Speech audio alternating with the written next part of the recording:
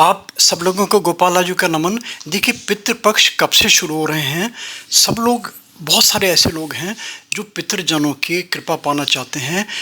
अगर वो रुष्ट हैं तो उनके लिए उपाय करते हैं। देखिए, पूरी प्लेलिस्ट बना दी है, बहुत सारे उपाय मिल जाएंगे। मगर यहाँ जो विशेष बात बताने की उत्तम नारायण पांडे जी इस वीडियो में बता रहे हैं कि पितरों का आभास होता है, वो कहना चाहते हैं कुछ, क्या कमी है, क्यों रुष्ट हैं, किस तरह उनको प्रसन्न करें, उसका आभास होता है, उसकी आवाज़ सुनाई देती है, उसका सपना दिखाई देता है। कुछ ना कुछ, कहीं ना कहीं, किसी ना किसी रूप में वो इस चीज़ का संकेत दे देते हैं कि उनके निमित्त ये किया जाए पितृपक्ष में, तो उनकी कृपा प्राप्त की जा सकती है। बहुत सरल सी चीज़, ज़्यादा नहीं बोलूँगा। पीछे जो वीडियो हनुमान जी का चल रहा है, ये भी मेरे वीडियोज़ अपने ही होते हैं। पूरे वीडियोज़ भी आप डिटेल्स में देख सकते हैं। पितृपक्ष के बारे में डिटेल्स में जाना है ना, तो डिस्क्रिप्शन में प्लीज़ चले जाएं। पूरी प्लेलिस्ट बना दी है, वहाँ पे आप जाके देख भी सकते हैं। इसी प्रकार से शाबर मंत्रों की भी पूरी प्लेलिस्ट बना दी है, वहाँ पे भी आप प्लेलिस्ट में जाके अपने अनुकूल, अपनी रुचि के अनुसार शाबर मंत्र चूज कर सकते हैं और पूरा वीडियो देख सकते हैं। देखिए, उत्तम नारायण पांडे जी क्या बता रहे हैं, आपका समय ना वेस्ट हो। और एक रिक्वेस्ट लास्ट में करता हूँ, लाइक, सब्सक्राइब, फॉरवर्ड, एक नोटिफिकेशन में बेल में क्लिक करके ऑल का बटन दबा दिया करें। Regularly Gopal Raju motivational videos के मल्टीपल सब्जेक्ट्स आपको मिलते चले जाएंगे, अच्छा लगेगा आपको। बस एक शब्द मैं ये कहूँगा, श्री सीताराम। गोपाल राजू मोटिवेशनल वीडियो के लिए मैं उत्तम नारायण पांडे। आगामी 11 सितंबर 2022 से 25 सितंबर 2022 तक पितृपक्ष का महापर्व आ रहा है। सनातन संस्कृति में जितना देवों का महत्व है, उससे कहीं अधिक पितरों का महत्व है। वर्तमान समय में पितृकर्म के प्रति आस्था कम हुई है। इस कारण से पितृदोष की मात्रा में भी वृद्धि हुई है। जब हम किसी समस्या में पड़ जाते हैं, निदान नहीं दिखता, किसी मान्य ज्योतिषी के पास, किसी विद्वान के पास जाते हैं, जब वो कह देता है कि आपको पितृदोष है, कई बारी ग्रह स्थितियाँ भी ऐसी होती हैं, कुछ घटनाक्रम ऐसे होते हैं, कुछ लक्षण ऐसे होते हैं जो कि पितृदोष की तरफ संकेत करते हैं। तो श्रद्धापूर्वक व्यक्ति श्राद्ध करता है, ब्राह्मण भोजन कराता है, गौ सेवा करता है, भिन्न भिन्न तीर्थों पे जाता है, त्रिपिंडी, नारायण बलि आदि बहुत सारे प्रक्रम करता है।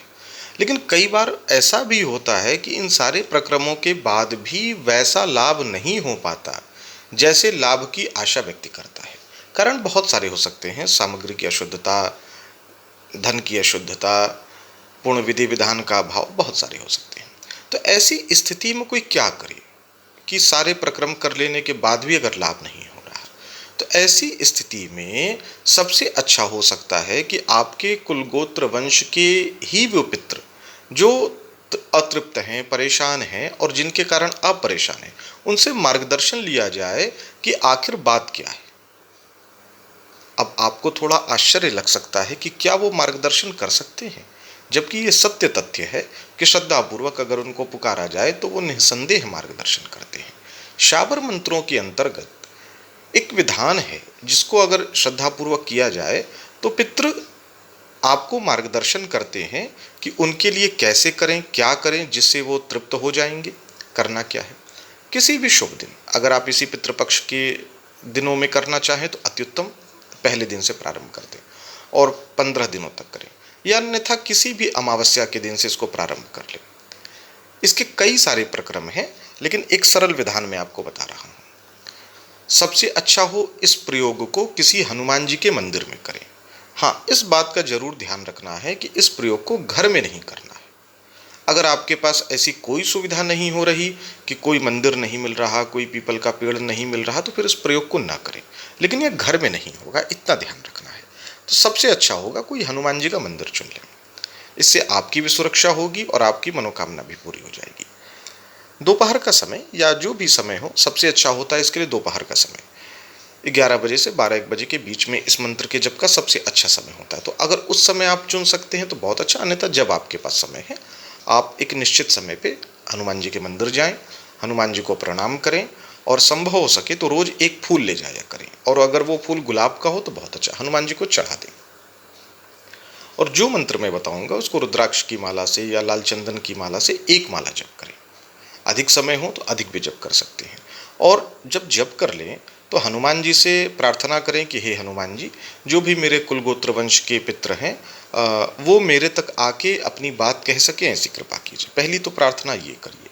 और दूसरी प्रार्थना ये करिए कि हे मेरे कुल गोत्र वंश के पितृ, आप जहाँ भी हैं, जो भी हैं, मुझे नहीं पता, आप अपनी बातें मेरे तक लाइए, अपनी स्पष्ट आवाज़ के माध्यम से या जिस भी प्रकार से आप बताना चाहें मुझे बताएं। ऐसा करें। यही प्रक्रिया प्रतिदिन करें। इस पूरी प्रक्रिया को अगर आप 40 दिन या 49 दिनों तक नियमित कर लेते हैं तो अंतिम दिन अगर आप पहले से तय कर लें कि आप 15 दिन में करेंगे या 40 दिनों में करेंगे, 41 दिनों में करेंगे, 49 दिनों में करेंगे, 49 दिन तक अगर आप पूरा कर लेते हैं तो जब आप अंतिम दिन इसका जप कर लें तो उस दिन कुछ फूल ज़्यादा ले जाएं। जैसे प्रतिदिन 1 फूल ले जाते उस दिन 2, 4, 5, 10 फूल ले जाएं और एक तो हनुमान जी को चढ़ाई दें। और जब आपका जप पूरा हो जाए तो एक एक फूल, एक पूरब की तरफ, एक पश्चिम की तरफ, एक उत्तर की तरफ, एक दक्षिण की तरफ, एक ऊपर की तरफ और एक नीचे की तरफ, ऐसे कुछ फूल फेंकते हैं यही मंत्र पढ़ते हुए। और 2, 4, 5 मिनट आंख बंद करके बिल्कुल शांत चित्त होकर के वहीं मंदिर में कहीं बैठ जाएं। आपको तुरंत उसी 1, 2, 5 मिनट, 10 मिनट के अंदर आपको स्पष्ट रूप से आपके कान में कुछ आवाज़ें आएंगी। उन आवाज़ों को ध्यानपूर्वक सुने कि वो आवाज़ें आपसे क्या कह रही हैं। वो आपके पितरों की आवाज़ें। और कई बारी अगर कोई श्रद्धापूर्वक करता है तो ऐसा भी हो जाता है कि उसको कुछ क्षणों के लिए ऐसा लगेगा कि कोई वृद्ध व्यक्ति उसके सम्मुख खड़ा है और वो कुछ उपाय बता रहा है। तो उस समय चैतन्यता बहुत आवश्यक है। ध्यानपूर्वक सुन लें और तदनुसार आप उपाय करें। अविलंब आप पितृदोष से मुक्त हो जाएंगे। ये एक शाबर मंत्र का ऐसा चमत्कार है जिसको आप श्रद्धापूर्वक करते हैं तो जो सैकड़ों, हजारों उपाय करने से, बहुत धन व्यय करने से भी नहीं हुआ, वो इससे आसानी से हो जाएगा। तो मंत्र मैं आपको बता दे रहा हूँ। मंत्र के पूर्व एक बात मैं और बता दूं, मैंने 49 दिनों की बात की। अगर आप 15 दिनों में करना चाहते हैं तो भी यही प्रक्रिया करें कि 15वें दिन फूल फेंकें। लेकिन इन मामलों में 15 दिन में या 40 दिन में या 41 दिन में क्या होता है कि इसकी संभावना कम होती है कि स्पष्ट आवाज़ या कुछ प्रत्यक्षीकरण जैसी बातें हों। इसमें स्वप्न के माध्यम से या किसी आपके परामर्शदाता के माध्यम से बातें पता चलती हैं। ये दोनों में अंतर है। लेकिन अगर आप 49 दिनों तक नियमित करते हैं तो स्पष्ट आपको आवाज़ें सुनाई देती हैं। तो मंत्र आपको मैं बता दे रहा हूँ। मंत्र है ओम नमो कामद कामाख्या देवी, तेरे सुमिरे बेड़ा पार, पड़ी पड़ी मारूं गिन गिन फूल, जाहि बुलाई सोई आए, हाँक मार हनुमान वीर, पकड़ ला जल्दी, दुहाई तोय सीता सती अंजनी माता की, मेरा मंत्र साचा पिंड कांचा, फुरो मंत्र ईश्वर वाचा। ये मंत्र है। एक चीज़ और मैं कह दूं, अगर आप बहुत ज़्यादा डरते हैं तब आप इस मंत्र को नहीं करें। लेकिन अगर आप थोड़ा सा भी सक्षम हैं, हनुमान जी पे आस्था है और अपनी समस्याओं से मुक्त होना चाहते हैं तो इस प्रयोग को कीजिए, लाभान्वित होइए और गोपाल राजू मोटिवेशनल यूं ही देखते रहिए। सीताराम।